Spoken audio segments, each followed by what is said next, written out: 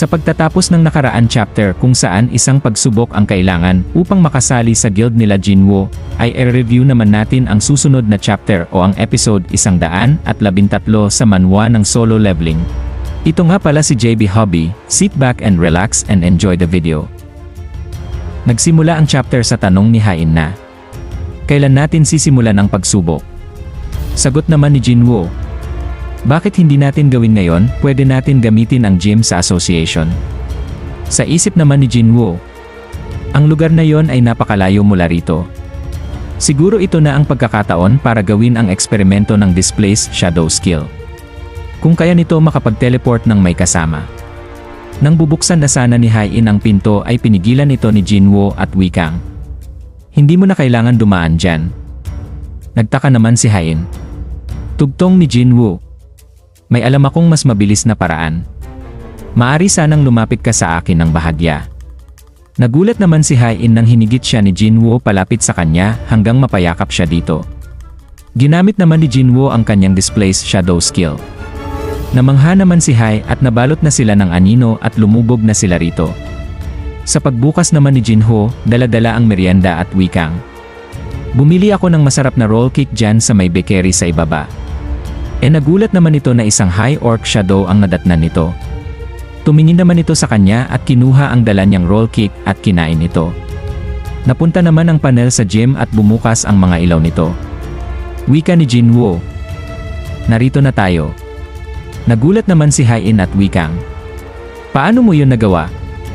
Sa isip naman ni Jinwoo, tama nga ang aking hinala, na ang Displaced Shadow ay parang isang gate na kung saan maaari kang magsama ng kahit na sino. Ang anino sa paanan ay ang lagusan at ang itinalagang destinasyon ay ang labasan kung saan nakapwesto ang isa sa mga sundalo. Sa isip pa ni Jinwoo, kahit na may 3 oras para magamit ulit ang abilidad na yon ay sobra itong nakakamangha. Kung nanaisin ko, maaari akong pumunta sa ibang planeta kung nanaisin ko. Habang namamangha naman si Hain sa nangyari, wika ni Jinwoo, magsimula na tayo. Sumagot si Hain, nakalimutan ko dalhin ang aking sandata. Wika naman ni Jinwoo, ang ibig mo bang sabihin ay yung pickaxe? Namula naman sa hiya si Hain nang maalala ito. Wika naman ito habang nahihiya, hindi talaga yon ang aking sandata. Napangiti naman si Jinwoo at wikang, nagbibiro lamang ako. Wika naman ni Hain, ayos lang iyon, may mga sandata naman na pwede kong hiramin sa storage dito sa gym. Ginamit naman ni Hain ang kanyang card para buksan ang storage. Wika ni Hain, mayroong mga reserbang mga armas dito sa gym para sa mga pagsasanay ng mga hunter. Hindi man mga ito ang pinakamagagandang klase, pero mainam ito para sa mga pagsasanay. Nang makapili na ng sandata si Hain ay wika nito, handa na ako. Tinanong naman ito ni Jinwoo, sigurado ka ba? Baka mahirapan ka sa paggamit ng sandatang iyan dahil hindi ito ang iyong sandatang nakasanayan. Sumagot naman si Hain, hindi mahalaga ang sandata. Hindi ka makakapili ng gagamitin mo kung nasa totoong laban ka na. Sa isip naman ni Jinwoo, masyado siyang determinado at baka mawasak niya ang karamihan ng aking mga sundalo. Kailangan kong ilabas ang mga malalakas kong sundalo. Tinawag naman niya si Igris at wikang, siya ang aking pinakamagaling kong swordsman. Tanong naman ni Hain, ano ang mga kondisyon upang masabi kung sino ang panalo sa laban? Sagot naman ni Jinwoo, magpatuloy lang sa laban hanggang sa mawasak ang sundalo ko o hanggang ikaw ay sumuko. Sa isip ni Jinwoo, bagaman sinabi ko na lalabanan niya ang pinakamalakas kong sundalo, mukhang mapanganib para sa kanya na iharap kay Biru, at baka may trauma pa ito sa Ant King. At siguro ngay maari na natin itong simulan.